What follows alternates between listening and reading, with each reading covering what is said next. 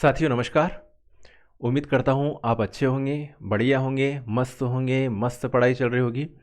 आज डिस्कस करते हैं सिलेबस के बारे में, चर्चा करते हैं कैसे पढ़ाई करना है, कैसे आपको जो है अपना गोल अचीवमेंट करना है।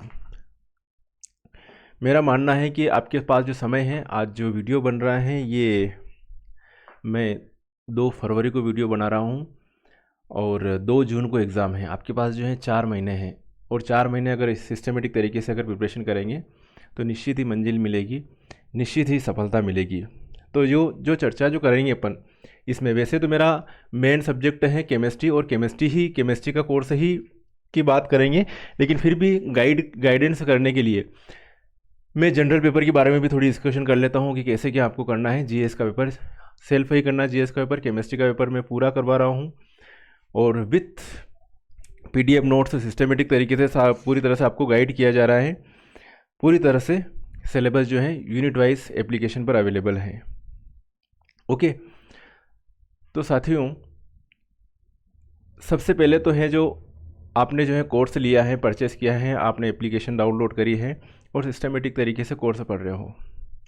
अब कोर्स जो होता है क्या है, मार्केट में सस्ता भी होता है, महंगा भी होता है, लेकिन कोर्स कहाँ से लेना चाहिए, जहाँ से अपने को समझ में आ रहा है वहाँ से। सस्ता महंगा कोई फ़र्क नहीं पड़ता है। और जो वैसे कोर्स की फ़ीस है, आज आप देखोगे तो नॉमिनल नेट जेआरएफ की जो कोचिंग कर रहे हैं उनके पहले से कह देते हैं कि 6 महीने की फ़ीस ये है, 1 साल की फ़ीस ये है। मतलब 6 महीने में आपका सिलेक्शन नहीं होना है, पहले से उनको मालूम है। जब तक साल, 1.5 साल, 2 साल तक नहीं पढ़ाएंगे तब तक सिलेक्शन होना नहीं है। अब वो अलग अलग लेवल रहता है हर एक बच्चे का, कि कोई कहीं पढ़ के आया हुआ है या 2-2, 3-3 जगह से कोचिंग ले ली, उसके बाद में पढ़ रहा है, वो एक ही बार में निकाल रहा है। लेकिन उसने कहीं ना कहीं इन्वेस्टमेंट कर रखा है। ऐसा नहीं कि उसके पास पहली बार आया और पहली बार उसने निकाल ली, क्योंकि जो नेट जेआरएफ निकालने का जो सिलसिला चालू हो जाता है वो एमएससी प्रीवियस से चालू हो जाता है बहुत सारे कैंडिडेट का, तो वहीं से शुरुआत हो जाती है। अब जो है कब कौन कितना गेन कर रहा है और कितना जल्दी जो है नेट जेआरएफ क्वालिफाई कर रहा है वो कैंडिडेट के ऊपर रहता है। हर एक का स्टेमिना अलग अलग है। तो ये जो है कई साथियों को अगर ये लगता है कि फ़ीस ज़्यादा है, सोचने के ऊपर है कि फ़ीस ज़्यादा है, सोचो तो, और सोचो कि यार अपने को बहुत ज़्यादा बेनिफिट मिलेगा। इस सिलेबस को सीख के हम बहुत ज़्यादा फॉरवर्ड करेंगे, लोगों को पढ़ाएंगे, बच्चों को पढ़ाएंगे और जॉब भी लगेगी इसी सिलेबस के अकॉर्डिंग, तो बहुत ज़्यादा पैसा कमाएंगे। ये तो कुछ नहीं है। अगर असिस्टेंट प्रोफेसर में सिलेक्शन होता है तो जॉब लगते ही लगभग 1 लाख के समथिंग सैलरी है। 1 लाख के समथिंग सैलरी ऐसे जाती है साहब कि होता क्या है कि जो भी सैलरी मिलती है उसका 24% डिडक्शन होता है। मतलब जो ग्रास सैलरी उसका 10% एनपीएस में एम्प्लॉय का डिडक्शन होता है और 14% एम्प्लॉयर मिलाते हैं पैसा। मतलब कहने का मतलब गवर्नमेंट मिलाती है 14%, 14% गवर्नमेंट मिलाती है और 10% अपना करता है, तो 14% की सेविंग चालू हो जाती है। जो भी सैलरी उसकी जॉब लगते हैं तो फ्यूचर भी सिक्योर है। तो जैसे कि फर्स्ट ग्रेड में देखें, जैसे मेरे फर्स्ट ग्रेड है तो मेरी सैलरी लगभग जो है 75,000 के समथिंग जो है ग्रास सैलरी जाती है। इन हैंड कम आती है क्योंकि 24% डिडक्शन कर लो उतनी इन हैंड आती है। ये सैलरी का क्राइटेरिया रहता है। तो अच्छे से जो है पढ़ाई करें। और 11-12 के बच्चों की फ़ीस रहती है, इंग्लिश मीडियम वाले बच्चों की 8-10 हज़ार रुपये। तो ये तो असिस्टेंट प्रोफेसर की तैयारी कर रहे हो, अच्छे से प्रिपरेशन करें। अब मैं पूरा आपको जो है पूरा सिलेबस के बारे में डिस्कशन भी करेंगे। आप सभी जो है मुझे अपना दोस्त माने, मुझे अपना भाई माने, और मेरे से जो हेल्प हो रही वो मेरी तरफ से फुल एफर्ट लगाऊंगा कि सभी का सिलेक्शन हो।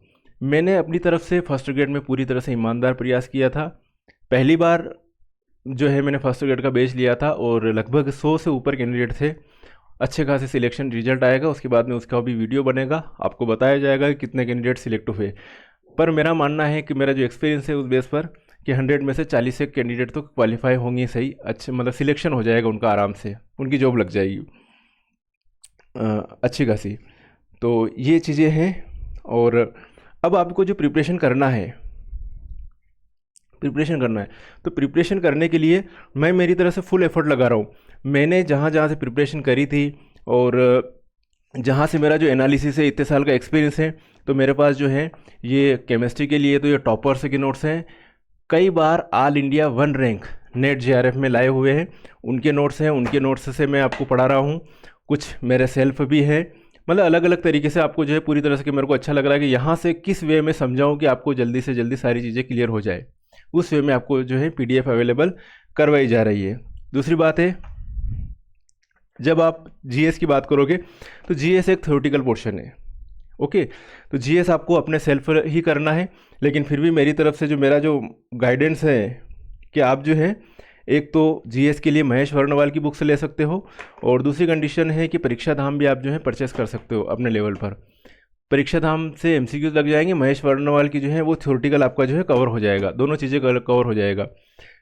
अगर इसमें जो है इंफॉर्मेशन एंड टेक्नोलॉजी वाला पार्ट भी आ गया, तो इन्फॉर्मेशन एंड टेक्नोलॉजी वाले पार्ट में आप जो निर्माण आईएएस की आती है बुक्स वो ले सकते हो। तो ऐसे करके आपका जो है ये वाला जो टॉपिक जो है, ये वाले टॉपिक आपके अच्छे से कवर हो जाएंगे। ये जीएस इससे ज़्यादा मतलब इतने 3 बुक्स पढ़ लो, उससे ज़्यादा नहीं लगाने को होते, हम हो जाएंगे इसमें क्वालिफाई। अब इसमें क्या इतना ज़्यादा सिलेबस है कि कहाँ कहाँ से क्वेश्चन बन सकते हैं, क्या संभावना है। लेकिन जब केमिस्ट्री की तरफ जाओगे तो हाँ, अपने को मालूम है कि साहब इस एरोमेटिसिटी से क्वेश्चन बन रहा तो बन रहा है, रीएजेंट से क्वेश्चन बन रहा तो बन रहा है, नेम रिएक्शन से क्वेश्चन बन रहा तो बन रहा है, हेट्रोसाइक्लिक केमिस्ट्री से क्वेश्चन बन रहा तो बन रहा है, वो वाली चीज़ें रहेगी वहाँ पर। तो ज़्यादा रिवाइज किसको करना है, अपने को सिलेबस को रिवाइज करना है, केमिस्ट्री के सिलेबस को रिवाइज करना है। तो ये चीज़ें हैं, ये आपका जो कोर्स है जनरल पेपर का मैंने बता दिया आपको। 2 बुक्स मैंने मेरी तरफ से सजेस्ट कर दी है, और ये ठीक है, इनमें अच्छा गलतियाँ कम हैं और ठीक बुक्स है। ओके, तो ये तो चर्चा हो गई अपने जीएस के सिलेबस की। इंफॉर्मेशन एंड टेक्नोलॉजी वाला जो पार्ट है, इसके लिए इंफॉर्मेशन एंड कम्युनिकेशन टेक्नोलॉजी, इसके लिए चाहो तो निर्माण आईएएस की बुक्स आती है, वो भी आप ले सकते हो। ओके, थोड़ा सा और ये है इसमें साहब, ये करंट अफेयर्स वाला, ये थोड़ा इंटरनेशनल वाला, तो ये अभी मत देखना आप। बाकी 3 यूनिटें तो कंप्लीट हो ही जाएगी महेश वर्णवाल और परीक्षा धाम से। बाकी ये वाला जो पार्ट है, इस वाले पार्ट को आप लास्ट में कोई बुक्स को बता देंगे, लास्ट में जो है क्या क्या चीज़ें आ रही है, चाहो तो गूगल पे सर्च करके देख सकते हो विधानसभा में क्या है, कौन कौन से कौन मिनिस्टर्स है। ठीक है, ये थोड़ा मतलब करंट वाला है, तो करंट वाले के लिए अभी आप देखिए नहीं, आपका जो एग्ज़ाम है, एग्ज़ाम जून में है, तो मार्च के बाद में कोई सी भी ऑथेंटिक निकलेगी करंट अफेयर्स के लिए, उसको जो है आप करंट अफेयर्स के लिए यूज़ कर लेना। अभी ये वाला टॉपिक चाहो तो आप छोड़ सकते हो कि 30 मार्च के बाद अपन पढ़ेंगे इस वाले पार्ट को। तो ये हो गया आपका सिलेबस के बारे में जनरल डिस्कशन। चलिए अब बात करते हैं, आपका जो सिलेबस है वो किसका साहब, सहायक प्राध्यापक, असिस्टेंट प्रोफेसर, इसके सिलेबस की चर्चा करते हैं। और इसका जो सिलेबस है, सिलेबस मेरे पास में है, मेरे हाथ में है, और सिलेबस हमेशा रहना चाहिए जब तक आपकी एग्ज़ाम ना हो जाए। होता क्या है, कई जो हैं ये करते हैं, तैयारी प्रिपरेशन करवाते हैं, कोर्स कहीं पे भी लो कोई दिक्कत नहीं, लेकिन थोड़ा देखभाल किए कि यार हमें क्या पढ़ना है। होगा कई लोगों को अथाह नॉलेज है, लेकिन हमें उस नॉलेज में से अभी एग्ज़ाम ओरिएंटेड क्या आवश्यकता है, कितना पढ़ना है, ये बेहद ज़रूरी है। तो उसके लिए आपके पास क्या होना चाहिए, आपके हाथ में सिलेबस होना चाहिए। कई लोग ये देखो कि आपके ये अभी रेस चल रही है, और इस रेस में कोई आगे निकलेगा, कोई पीछे रह जाएगा, ये चलता रहेगा। ज़रूरी नहीं है कि जो टॉपर जो है आपका गोल्ड मेडलिस्ट हो एमएससी में, वो नेट जेआरएफ क्वालिफाई कर ले, या फिर वो जो बंदा है वो जो है किसी एपी एग्ज़ाम को क्वालिफाई कर ले, कोई ज़रूर नहीं है। स्ट्रेटेजी चाहिए हर एक एग्ज़ाम के लिए, अलग अलग प्रकार की स्ट्रेटेजी चाहिए।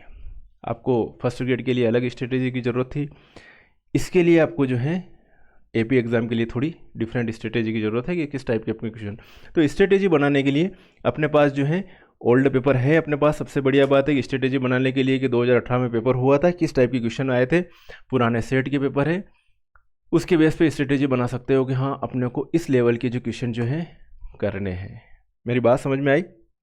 तो ज़रूरी नहीं है रेस चल रही है, रेस में कोई आगे रह जाएगा कोई पीछे रह जाएगा। आप बाद में पता चलेगा कि यार ये तो मेरे से बहुत अच्छा पढ़ने में था, लेकिन इसका सिलेक्शन नहीं हो पाया, ये कम पढ़ने वाले का सिलेक्शन नहीं हुआ तो पढ़ने वाले का ही सिलेक्शन। लेकिन जब कोई सो रहा था तब कोई पढ़ रहा था, उस टाइम पे उस एग्ज़ाम के लिए उसने पढ़ लिया, लेकिन इस एग्ज़ाम के लिए किसने पढ़ा उसका सिलेक्शन हो जाएगा।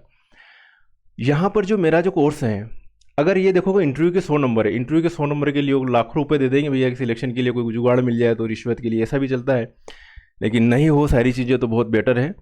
तो ये सारी चीज़ें होती है।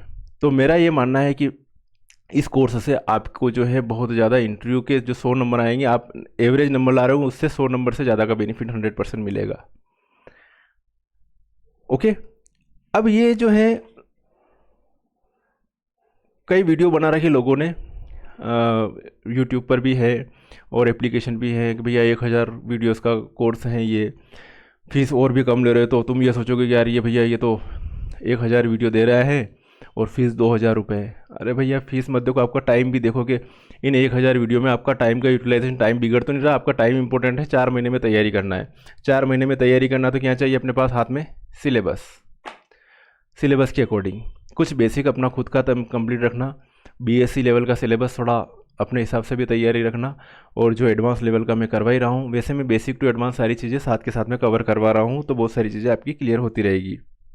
ओके, अब जैसे कि आप मेरे से कोर्स ले रहे तो मेरे बारे में भी जानना जरूरी है। तो क्या है भैया कि इन्होंने क्या कर रखा है?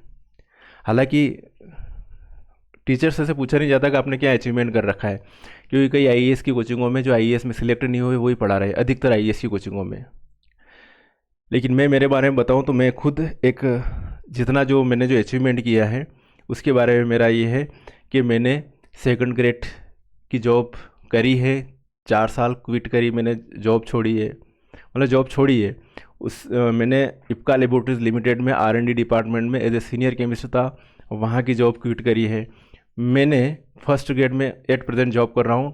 ऑल MP 12th रैंक आई थी मेरी, डिस्ट्रिक्ट में फर्स्ट रैंक बनी थी। तो उस टाइम पे कुछ ना कुछ उस तरीके से स्ट्रेटेजी बना के तैयारी करी होगी, तब जाके मेरी रैंक बन पाई थी। ज़िले में फिर फर्स्ट एक रैंक थी, और उस टाइम पे बहुत कम पोस्टें निकली थी, तो ज़िले में जनरल की एक ही पोस्ट निकली थी, उस पर मेरा सिलेक्शन हुआ था। ओके, तो ये है फर्स्ट ग्रेड का मेरा 10 ईयर एक्सपीरियंस है। बहुत जल्दी थोड़े टाइम में हाई स्कूल प्राचार्य पे प्रमोशन भी हो जाएगा। तो दोनों कंडीशन है, मैं खुद भी प्रिपरेशन कर रहा हूँ AP की, और इधर भी चली रही है जॉब, कोई दिक्कत नहीं है। स्लेट क्वालिफाई हूँ, 8-10 साल का एक्सपीरियंस है BSc को पढ़ाने का, और साहब ये जो है फर्स्ट ग्रेड को तो पढ़ाई ही है। अब मैं इस बैच को जो है फर्स्ट ग्रेड में कुछ कैंडिडेट जो हैं जिन्होंने PGT का कोर्स लिया था लेकिन सेट क्वालिफाई कर लिया, तो उनके कहने पर और फिर मन हुआ कि ठीक है चलो कर लेते हैं हेल्प साथियों की, दोस्तों की।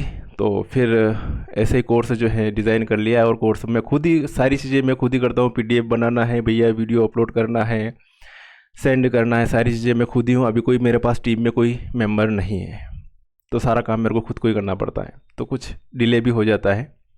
तो ये चीज़ें हैं, बस ये ट्रस्ट बना के रखिएगा, थोड़ा धैर्य भी बनाए रखना, क्योंकि धैर्य ज़रूरी है। PGT में भी कई साथियों ने धैर्य बनाए रखा, पूरा ट्रस्ट रखा, जो मैंने कहा वो पढ़ते गए, वो चीज़ें करते गए। ट्रस्ट तो करना पड़ेगा। तो उन्होंने जो अच्छा अचीवमेंट भी किया है, जैसे कि एक 3-4 कैंडिडेट हैं, मेरे को नाम मिस हो रहे, लेकिन एक कोई साहू करके है, वो क्वालिफाई हुआ, उसने सेट भी क्वालिफाई किया। एक मकवाना है, उसने भी 83 मार्क्स आए फर्स्ट ग्रेड में, और सेट भी क्वालिफाई किया। अभी AP के कोर्स में भी है अभी जॉइन में। तो ये हैं, और भी कैंडिडेट हैं, तो बताएंगे उन जिन्होंने PGT का कोर्स लिया और PGT के कोर्स से ही फर्स्ट ग्रेड का मतलब PGT के कोर्स से सेट क्वालिफाई कर लिया। अगर मैं सेट स्पेशली पढ़ाता तो शायद कई कैंडिडेट को मैं सेट क्वालिफाई करवा देता स्ट्रेटेजी के अकॉर्डिंग। चलिए ठीक है, अगली बार जब भी होगा सेट तब देखेंगे। अब यहाँ पर ये बात करें कि जो आपका जो पेपर है उसमें असिस्टेंट प्रोफेसर का, उसमें कुछ पार्ट थ्योरेटिकल है। अब थ्योरेटिकल पार्ट खुद रीडिंग कर सकते हैं, मटेरियल मैं भेज दूंगा, लेकिन फिर भी कुछ ना कुछ वीडियो के माध्यम से मैं आपको सारी चीज़ें क्लियर कर दूंगा। तो आपका जो है फर्स्ट के टॉपिक के अभी जब मैं वीडियो अपलोड करूंगा तब तक जो है अभी फर्स्ट चैप्टर में सिर्फ एक ही वीडियो अपलोड किया है, बाकी वीडियो अपलोड होंगे जिसमें स्ट्रेटेजी बता देंगे कि भैया ये टॉपिक इस टॉपिक से ऐसे ऐसे क्वेश्चन बन सकते हैं। ओके, वैसे अभी जो है वीडियो बन रहा है उस कंडीशन में सारी जो है ओपन है किताब। अभी मेरे पास असिस्टेंट प्रोफेसर के 20 कैंडिडेट हैं जिन्होंने ये कोर्स ले रखा है, जब भी आज अभी तक की कंडीशन में।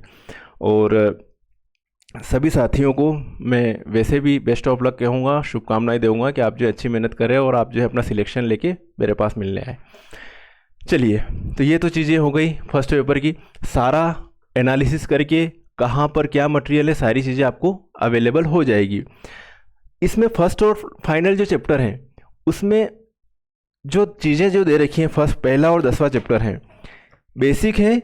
जैसे कि इसमें एक तो नैनो टेक्नोलॉजी है, एक दैनिक जीवन में रसायन, केमिस्ट्री इन एवरीडे लाइफ है, मेडिसिन्स हैं। यहाँ से इनसे कुछ ना कुछ क्वेश्चन बनेगा। अगला जो ये जो टॉपिक दे रखे, मेरा मानना है कि मेटल एक्सट्रैक्शन वाला टॉपिक है, वो इनमें नहीं दे रखा, लेकिन उनसे टॉपिक बनेगा। और जो एडवांस में टॉपिक दे दिया है कि एमपी में इंडस्ट्रीज़ कहाँ कहाँ पे हैं, किस किस टाइप की इंडस्ट्रीज़ है, तो ये भी ये वाला टॉपिक जीएस का टॉपिक है। वैसे तो जीएस में भी आता है ये। तो ये जो टॉपिक करवाएंगे जीएस का टॉपिक, ये दोनों में काम आ रहा साहब। केमिस्ट्री में भी काम आ रहा है आपका, और जीएस वाला पेपर उसमें भी काम आ जाएगा। मध्य प्रदेश में कहाँ कहाँ पर जो है मिनरल्स हैं, ओर्स हैं, कहाँ कहाँ खनिज संपदा है, कौन से ज़िले में आपको क्या मिलेगा खनिज, ओके, अयस्क कहाँ कहाँ मिलेंगे, ओर्स मिनरल्स कहाँ कहाँ मिलेंगे। तो ये सारी चीज़ें जीएस वाले में भी हैं और इसमें भी हैं, तो आपका दोनों में कंप्लीट होगा। तो ये जो है पहला चैप्टर तो है बिल्कुल बेसिक चैप्टर है, लेकिन बेसिक चैप्टर में से भी बेसिक क्वेश्चन आते हैं और बेसिक क्वेश्चन भी अपने को अच्छे करने रहते हैं। जैसे कि मैंने फर्स्ट ग्रेड का पेपर दिया था, मेरा फर्स्ट ग्रेड का हुआ था, उस टाइम पे ऑल एमपी 12वीं रैंक बनी थी और जिले में फर्स्ट रैंक बनी थी। तो उस टाइम पर मैंने 50 नंबर का जीएस आता था और 100 मार्क्स का सब्जेक्ट आता था। तो जीएस में हिंदी जो आता था, हिंदी 15 नंबर की हिंदी आती थी। अब 15 नंबर के लिए मैंने पूरी ल्यूसेंट पढ़ ली थी और 15 में से शायद मेरे 14 क्वेश्चन उसमें सही हुए होंगे हिंदी में। तो उसको उस तरीके से पढ़ा, मतलब जीवन में कभी काम नहीं आने वाली चीज़ें हिंदी में, हिंदी कीजिएगा, रस छंद अलंकार क्या जाने क्या क्या चीज़ें, लोकोक्तियाँ, ये मुहावरे, ये सब पढ़ता रहता था भैया कि हिंदी उस टाइम पे काम आई। उसके बाद कभी काम ही नहीं पड़ा हिंदी का, लेकिन पढ़ना पड़ी। क्यों पढ़ना पड़ी? सिलेक्शन लेना है। अब जैसे जीएस का पेपर है, अब पढ़ना पड़ रहा है, क्यों? क्योंकि सिलेक्शन लेना है। सेट में जो फर्स्ट वाला जीएस का पेपर था वो केमिस्ट्री में आगे काम नहीं आ रहा, लेकिन पढ़ लिया। अब वो जो केएस मदान से पढ़ा, किसी से पढ़ा, रख दिया अलग, एक साइड में रख दिया, अब देखने की ज़रूरत ही नहीं है। ऐसे ही अभी जीएस को पढ़ना तो पड़ेगा। स्कोर क्या करना है? नंबर स्कोर करने हैं, सिलेक्शन लेना है, तो ये चीज़ें अपने को करनी पड़ेगी। तो साहब ये चीज़ें हैं, इसलिए अपने को देखना तो पड़ेगा कि कहाँ पे क्या है। भले रीडिंग वाले क्वेश्चन है, एग्जाम में होता है ना कभी कभी कि यार इस टाइप का ये सरल क्वेश्चन है, एक बार रीड कर लेता तो ये वाला क्वेश्चन तो मेरा सही हो जाता, अपन ज़बरदस्ती दूसरे क्वेश्चन के माथे आते रहे। ओके, तो ये चैप्टर फर्स्ट है, सभी के पास सिलेबस होगा ही सही। तो ये बेसिक है। अब इसमें एक वीडियो भी बना है, चर्चा इसलिए कर रहा हूँ कि अभी तक क्या क्या चीज़ें हो चुकी हैं। ओके, अब ये जो है इसमें चैप्टर सेकंड है साहब, चैप्टर सेकंड है। इसके जो अगर मैं एप्लीकेशन पर देखूँगा तो एप्लीकेशन पर अभी जो है इसके वीडियो अभी तक की कंडीशन में बता देता हूँ। मेरा एप्लीकेशन भी बहुत इजी वे में रन होता है। यूनिट 2 में अभी जो है बहुत सारे वीडियो हैं, 14 वीडियो हैं साहब यूनिट में, 14 वीडियो डाल रखे हैं। और 14 वीडियो जो है आपका बेसिक 14 वीडियो में कंप्लीट हो रहा है। सॉलिड स्टेट पूरा है, फेज रूल करवा रखा है, केमिकल थर्मोडायनेमिक करवा रखा है, क्वांटम मैकेनिक्स करवा रखा है, मॉलिक्यूलर सिमेट्री का ये थोड़ा देख लेंगे, मॉलिक्यूलर सिमेट्री भी ये भी करवा रखा है। ठीक है, तो ये जो बहुत सारी चीज़ें इसमें कंप्लीट हैं। सॉलिड स्टेट से क्वेश्चन बनेंगे तो सिस्टमेटिक तरीके से करते जाए कंप्लीट। ओके, तो ये सेकंड चैप्टर है। फिर यदि थर्ड चैप्टर की बात करेंगे, आपके जो है अगर मैं कहूँ कि ये जो है सिर्फ इसके हिसाब से देखो तो सिर्फ 2 यूनिट है फिजिकल केमिस्ट्री की। कितनी यूनिट है? 2 यूनिट है फिजिकल केमिस्ट्री की। मतलब पहला तो बेसिक हो गया और दूसरी और तीसरी है मेन फिजिकल केमिस्ट्री, दूसरी और तीसरी। मतलब 2 यूनिटों में फिजिकल केमिस्ट्री कम है, ऑर्गेनिक केमिस्ट्री का मटेरियल ज़्यादा है वैसे। लेकिन मेरा यह मानना है कि तीनों का लगभग बराबर रहेगा। 150 क्वेश्चन आएंगे, 50 क्वेश्चन फिजिकल के हो सकते हैं, 50 क्वेश्चन इनऑर्गेनिक के हो सकते हैं और 50 क्वेश्चन ऑर्गेनिक के हो सकते हैं। तीनों का लगभग एक वेटेज होना चाहिए। अब 50 नंबर में ये यूनिट भी आ जाएगी, 2 यूनिट तो है, लेकिन फर्स्ट को भी फिजिकल में काउंट कर लें तो ये हो जाएगा। तो ये फिजिकल केमिस्ट्री में ये चीज़ें हैं। फिजिकल केमिस्ट्री में वैसे बहुत चीज़ें हो चुकी है फिजिकल केमिस्ट्री में। यूनिट 3 की बात करें, चैप्टर 3 इसी का, तो इसमें भी अभी तक मैंने 5 वीडियो डाल रखी है। कुछ टॉपिक और बाकी होंगे उन टॉपिक के, जैसे कि इलेक्ट्रोकेमिस्ट्री के वीडियो डाल दिए, सरफेस केमिस्ट्री, केमिकल काइनेटिक्स। ठीक है, chemical kinetics, surface chemistry, electrochemistry. Okay, और जो होंगे वो मिल जाएंगे आपको, जितना हो सकेगा मेरी तरफ से उतना। जैसे अपन 4th यूनिट में आते हैं, उसमें आ जाते हैं साहब इनऑर्गेनिक केमिस्ट्री में। ये यहाँ से इनऑर्गेनिक केमिस्ट्री आ गई, और इनऑर्गेनिक केमिस्ट्री जो है वो है 4, 5 और 6, 4, 5, 6 ये 3 है इनऑर्गेनिक केमिस्ट्री। और मेनली इनऑर्गेनिक केमिस्ट्री तो 4थी और 5वीं यूनिट है। 5th 6th यूनिट में तो थोड़ा न्यूक्लियर केमिस्ट्री, स्पेक्ट्रोस्कोपी, ये चीज़ें भी आ गई, एनालिटिकल केमिस्ट्री। तो अगर इनऑर्गेनिक केमिस्ट्री की कहूँ तो इनऑर्गेनिक केमिस्ट्री भी 2 यूनिटों में यहाँ पे समेटे गए हैं। अब 2 यूनिटों में भी सब यूनिट, सब चैप्टर दे रखे हैं बहुत सारे। तो जैसे कि यहाँ पर पेरियोडिसिटी दे रखा है।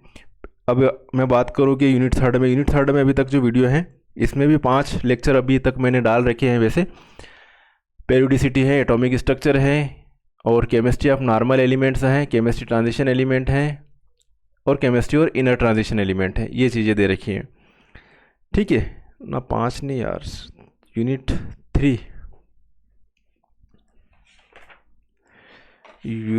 4 है साहब ये। और यूनिट 4 में अभी तक जो है 16 वीडियो डाल रखे साहब, 16 वीडियो, 16 वीडियो हैं। तो 16 वीडियो में तो 16 वीडियो कर लोगे, और जो PDF मैंने सेंड करी वो कर लोगे। तो मेरे को नहीं लगता कि इतना सारा करने के बाद आपका जो है कोई टॉपिक जो है बचा हुआ रहेगा। एक्सपर्ट भी यही कहते हैं कि जब आप ऑब्जेक्टिव क्वेश्चन कब करें, ऑब्जेक्टिव क्वेश्चन तो अपना नॉलेज टेस्ट करने के लिए किए होते हैं। थ्योरी अगर अच्छे किया हो तो ऑब्जेक्टिव अपने आप कर लोगे, और ऑब्जेक्टिव की टेस्ट की जो है वो जो है लास्ट में प्रैक्टिस करें। कब? आपका जून में पेपर है, मई महीने में प्रैक्टिस करें, अप्रैल मई में, तो ये चीज़ें हो जाएगी, ठीक है। अब ये है यूनिट 5th की बात करें। यूनिट 5th में acid base, polymer chemistry, environmental chemistry, photo chemistry, chemical bonding, ये सारे जो चैप्टर हैं। तो यूनिट 5th की अगर बात करूं मैं, तो यूनिट 5th में अभी तक जो वीडियोस हैं इसमें 6 लेक्चर मैंने अभी बना रखे हैं, जिसमें केमिकल बॉन्डिंग का है, VSEPR का है, केमिकल बॉन्डिंग, MOT है, पॉलीमर्स हैं, इन्वायरमेंटल है, hard and soft acid based का है। और जो भी टॉपिक बचे कुछ होंगे रिमेनिंग टॉपिक के, वो भी आपको मिल जाएंगे, ठीक है। तो ये चीज़ें हैं यूनिट 4th में, ये यूनिट 5th में। अब बात करें यूनिट 6 की। यूनिट 6 में बात करते हैं तो यूनिट 6 के जो अभी कितने वीडियो हैं, यूनिट 6 अभी करवाना है। तो यूनिट 6 में अभी मैंने जो न्यूक्लियर केमिस्ट्री के 2 वीडियो डाले हैं, और भी आएगा न्यूक्लियर केमिस्ट्री का। थोड़ा इसमें मैंने बेसिक सारी चीज़ें करवा दी हैं।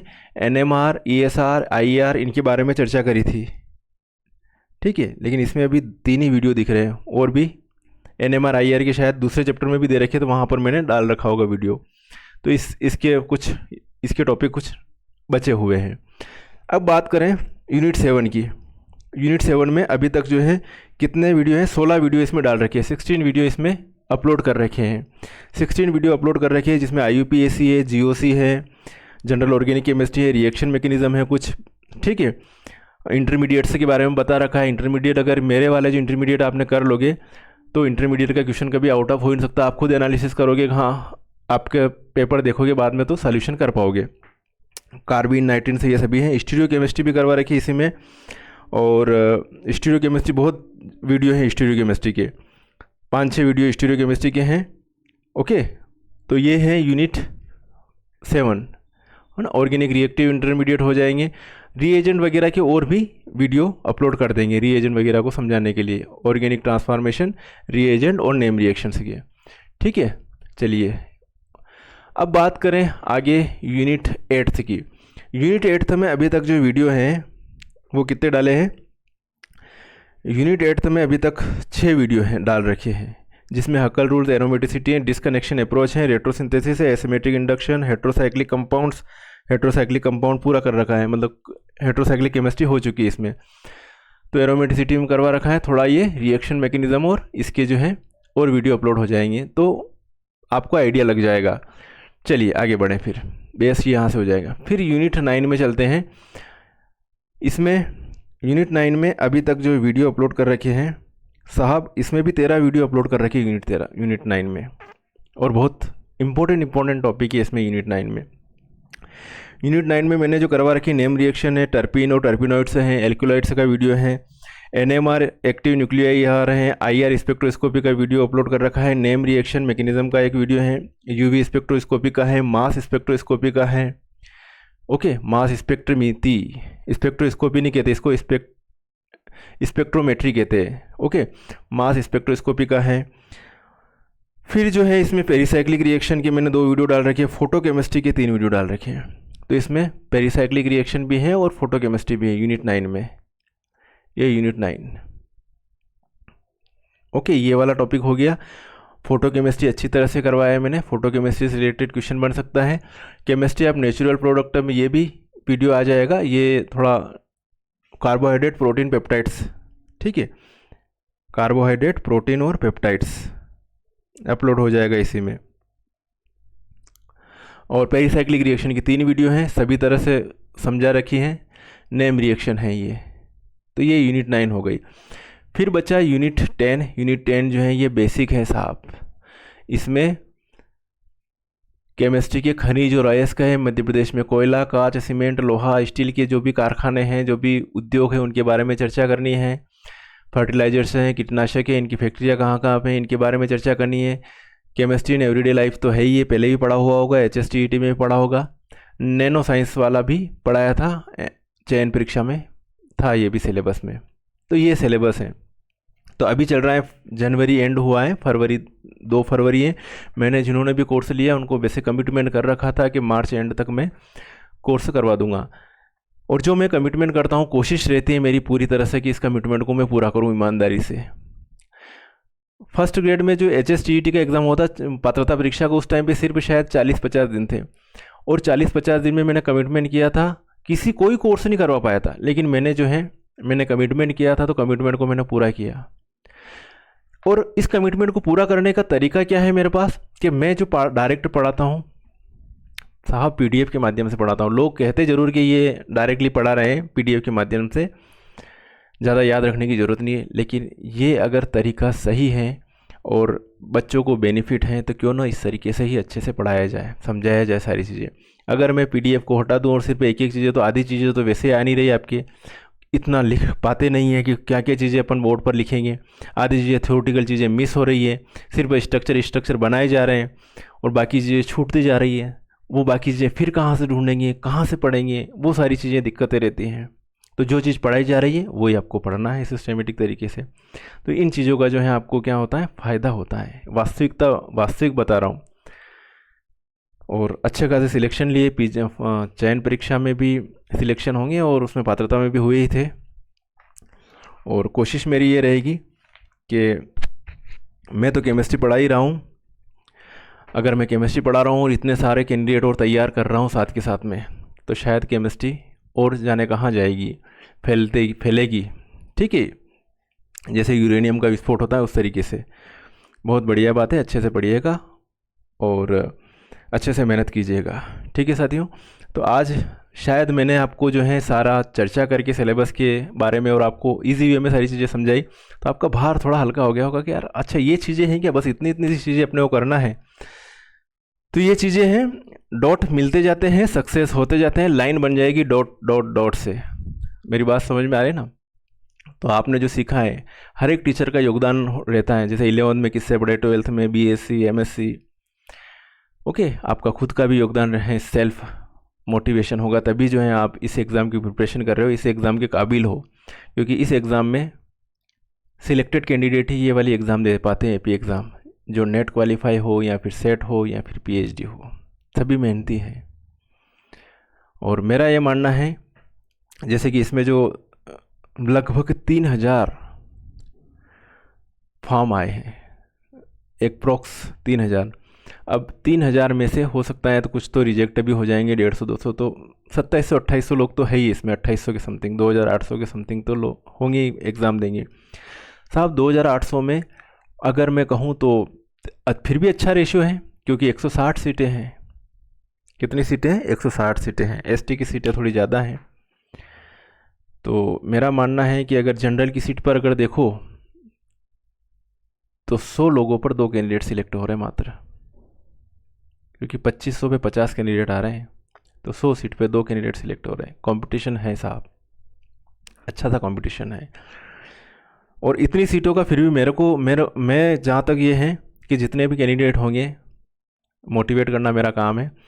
अब जैसे कि फर्स्ट ग्रेड में भी इतने सारे कैंडिडेट ने एग्ज़ाम दी, लेकिन बहुत सारे अपने सिलेक्शन में निकल रहे हैं, क्योंकि प्लानिंग से, स्ट्रेटेजी से तैयारी करी थी, जैसा मैंने कहा था उस अकॉर्डिंग तैयारी करी थी, और सेल्फ भी करी होगी, खुद को जागृत तो रहना ही रहना है। तो लगभग जो है, अगर वहाँ पे 100 में से 40 कैंडिडेट 40% रिजल्ट निकल रहा है, तो वही रेशो यहाँ पर भी रहेगा आराम से। जितने भी कैंडिडेट है उसमें से आधे कैंडिडेट बन रहे हैं साहब प्रोफेसर, आधे तो बन ही जाएंगे। ये मेरा एनालिसिस है। तो अच्छे से तैयारी करो, है ना। ठीक है साथियों, तो मिलेंगे फिर नेक्स्ट वीडियो में नेक्स्ट प्रॉब्लम के साथ। धैर्य बनाए रखें, वीडियो आपके मार्च एंड तक कंप्लीट हो जाएंगे, सिलेबस आपका कंप्लीट हो जाएगा, और फिर तैयारी करना है, रिविजन करना है, और उसके साथ साथ में आपको जनरल पेपर भी करना है। जब भी समय मिले कि इधर से वीडियो नहीं आया, इधर से सारा कंप्लीट हो गया, जनरल पेपर में लग जाए। जब वीडियो अपलोड होगा, जब PDF आ रही, वापस वो पढ़ने लग जाइएगा। ठीक है, तो सभी को बेस्ट ऑफ लक। मिलेंगे नेक्स्ट वीडियो में, तब तक के लिए ओके बाय, जय हिंद।